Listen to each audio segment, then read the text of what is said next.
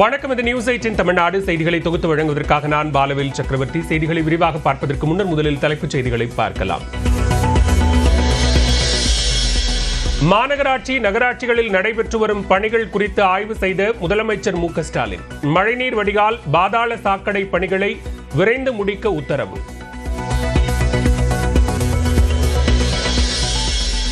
காமராஜர் குறித்து சர்ச்சைக்குரிய விவாதங்கள் நடப்பது சரியல்ல என முதலமைச்சர் மு க ஸ்டாலின் கருத்து. கலகமூட்டி குளிர்காய நினைக்கும் தீயவர்களின் எண்ணத்துக்கு இடம் கொடுக்காதீர்கள் என வேண்டுகோள். காமராஜர் குறித்த திருச்சி சிவாவின் சர்ச்சை பேச்சுக்கு இபிஎஸ் கண்டனம்.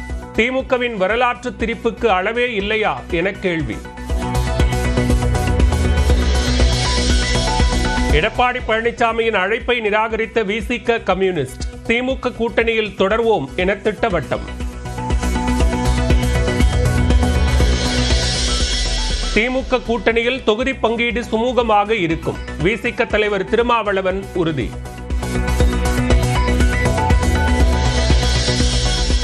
கூட்டணி ஆட்சி என அமித்ஷா கூறியதைத்தான் தானும் கூறுவேன் என அண்ணாமலை திட்டவட்டம்.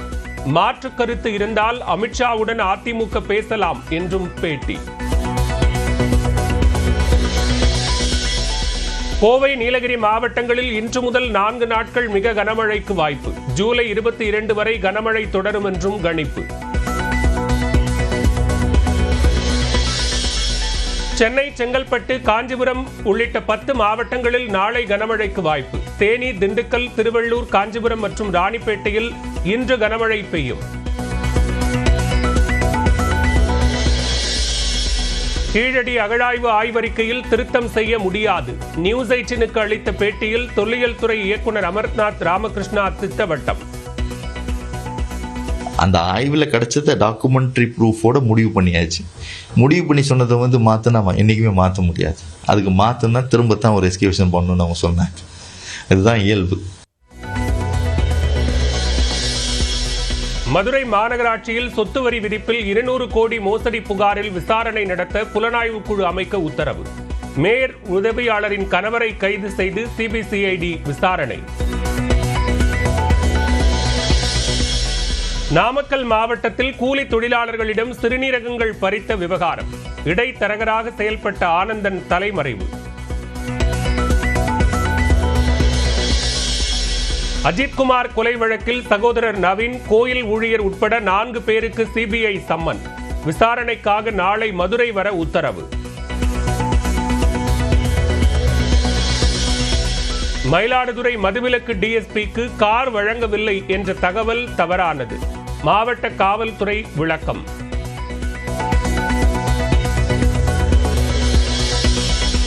சாதி அடிப்படையில் கோயிலுக்குள் நுழைவதை தடுப்பவர்கள் மீது வழக்கு தொடர உயர்நீதிமன்ற நீதிபதி ஆனந்த் வெங்கடேஷ் உத்தரவு. சட்டத்தின் ஆட்சி நடக்கும் நாட்டில் சாதி ரீதியான பாகுபாட்டை அனுமதிக்க முடியாது என்றும் கருத்து. சிலி நாட்டில் களை கட்டிய பாரம்பரிய திருவிழா. பேய் வேடமிட்டு ஏராளமானோர் ஊர்வலம்.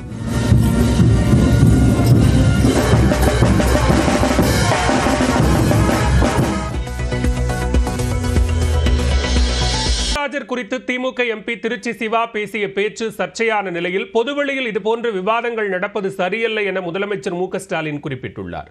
முன்னாள் முதலமைச்சர் காமராஜர் ஏசி இல்லாமல் இருக்க மாட்டார் என நிகழ்ச்சியொன்றில் திமுக துணை பொதுச் செயலாளர் திருச்சி சிவா பேசியது காங்கிரஸ் உள்ளிட்ட கட்சியினரிடையே சலசலப்பை ஏற்படுத்தியுள்ளது. இந்நிலையில் இந்த விவகாரம் தொடர்பாக எக்ஸ் பக்கத்தில் பதிவிட்டுள்ள முதலமைச்சர் மு க ஸ்டாலின், காமராஜர் குறித்து பொதுவெளியில் சர்ச்சைக்குரிய விவாதங்கள் நடப்பது சரியல்ல என குறிப்பிட்டுள்ளார். உடல் நலிவுற்ற நிலையிலும் தனது திருமணத்திற்கு நேரில் வந்து காமராஜர் வாழ்த்தியது பெரும் பேறு எனவும் முதலமைச்சர் நினைவு கூர்ந்துள்ளார். மரியாதைக்குரிய தலைவர்களின் மாண்பை காக்கும் வகையில்தான் எந்த கருத்தும் பகிரப்பட வேண்டும் என்றும் தெரிவித்துள்ளார். காமராஜரின் கனவுகளை நிறைவேற்ற உழைக்க வேண்டும் என்று குறிப்பிட்டுள்ள அவர் வீண் விவாதங்கள் தவிர்க்கப்பட வேண்டும் என்றும் தெரிவித்துள்ளார். கலகமூட்டி குளிர்காய நினைக்கும் தீயவர்களின் எண்ணத்திற்கு இடம் கொடுக்க கூடாது எனவும் முதலமைச்சர் மு க ஸ்டாலின் அறிவுறுத்தியுள்ளார்.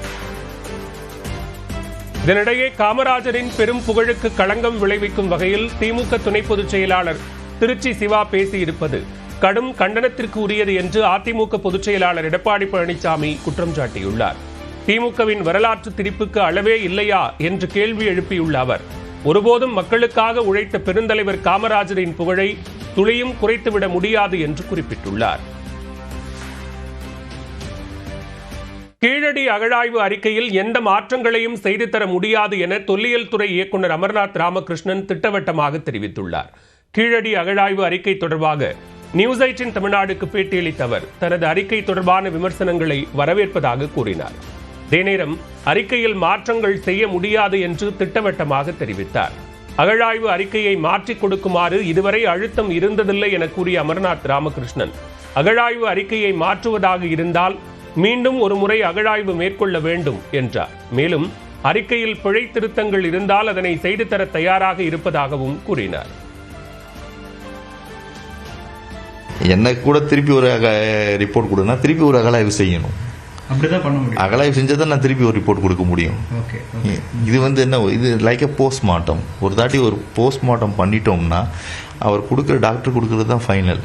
விமர்சனங்களை நான் தவிர்ப்போன் கிடையாது. ஆனால் அதில் மாற்றங்கள் செய்தால் மாற்றங்கள் செய்ய முடியாது. தமிழக தொல்லியல் துறை 3.53 மீட்டரில் அவங்களுக்கு 585 பிசின்னு கிடச்சிருச்சு. அப்போ கீழடி பார்த்தீங்கன்னா 6 மீட்டர் டெபாசிட். 6 மீட்டர் டெபாசிட்டில் பாதியில் 3.53 6 மீட்டர் கிமு 600ன்னு சொன்னால் அப்போ கீழே இருக்க 2.5 மீட்டர் டெபாசிட் அதை விட பழமையாக தான் இருக்கும்.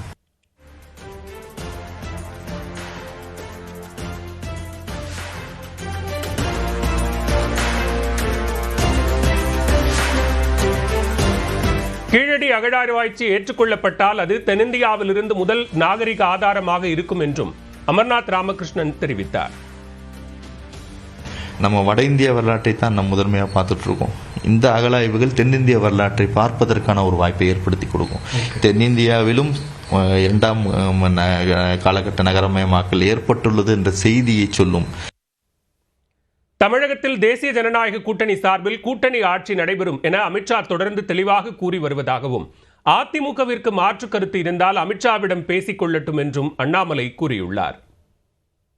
என்னுடைய தலைவர் அமித்ஷா அவர்கள் சொல்வதைத்தான் நான் கேட்டாக வேண்டும்.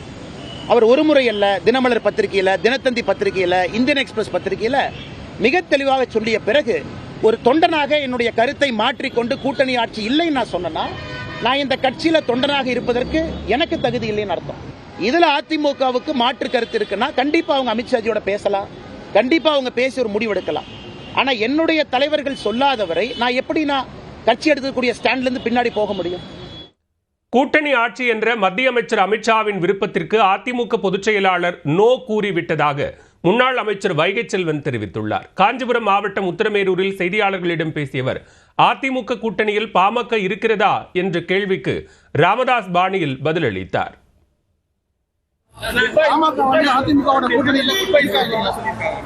பாமக அதிமுக கூட்டணியில் இருக்கானா? சரி, அவருடைய பாணியிலே சொல்லிடுவோம், போக போக தெரியும். அமித்ஷா அவர்கள் கூட்டணி ஆட்சியில பங்கு பெறுவாரு எஸ்ன்னு சொன்னாரு. எங்க பொதுச் செயலாளர் நோன்னு சொல்லிட்டாரு. எஸ்க்கு பதில் நோ. மயிலாடுதுறை மாவட்டம் கொள்ளிடத்தில் அதிமுக பொதுச் செயலாளர் எடப்பாடி பழனிசாமி ரோட் ஷோ நடத்தி வருகிறார். நேரலை காட்சிகளை பார்க்கலாம். கூடுதல் விவரங்களோடு இணைகிறார் செய்தியாளர் பிரசன்னா. விவரங்களை பதிவு செய்யலாம். அதாவது பாலவேல், கடலூர் மாவட்டத்தில் மக்களை காப்போம் தமிழகத்தை மீட்போம் பிரச்சாரத்தை நிறைவு செய்த எடப்பாடி பழனிசாமி மயிலாடுதுறை மாவட்டமான கொள்ளிடம் பகுதிக்கு தற்போது வருகை புரிந்து ரோட் ஷோவில் ஈடுபட்டு வந்துட்டு இருக்காரு. சிதம்பரம், புவனகிரி, காட்டுமன்னார் கோயில் உள்ளிட்ட 3 சட்டமன்ற தொகுதிகளில் பிரச்சாரம் மேற்கொள்வதற்காக 2 நாள் சுற்றுப்பயணமாக நேற்று முன்தினம் இரவு அதிமுக பொதுச் செயலாளர் எடப்பாடி பழனிசாமி சிதம்பரம் வந்திருந்தார். சிதம்பரம், புவனகிரி, காட்டுமன்னார் கோயில் உள்ளிட்ட 3 சட்டமன்ற தொகுதியில பிரச்சாரத்தை முடித்துக் கொண்டு சிதம்பரத்தில் உள்ள தங்கு விடுதியில் இருந்து தற்போது மயிலாடுதுறை மாவட்டம் கொள்ளிடம் பகுதிக்கு வந்திருந்தார். தற்போது கொள்ளிடம் பகுதிக்கு வந்திருந்த அதிமுக பொதுச் செயலாளர் எடப்பாடி பழனிசாமிக்கு அதிமுக சார்பாக வரவேற்பு அளிக்கப்பட்டிருந்தது. வரவேற்பு ஏற்ற அவர் தொடர்ந்து கொள்ளிடம் கடைத்தெருவில் இருந்து சுமார் 500 மீட்டர் தொலைவிற்கு ரோட் ஷோ ஈடுபட்டு வந்துட்டு இருக்காரு. 2 புறங்களிலும் அமைக்கப்பட்டிருந்த பேரிகார்டு உள்ளே பொதுமக்கள் நின்றவாறு அவரை வரவேற்று தற்போது வரவேற்று வந்துட்டு இருக்காங்க. விவரங்களுக்கு நன்றி பிரசன்னா.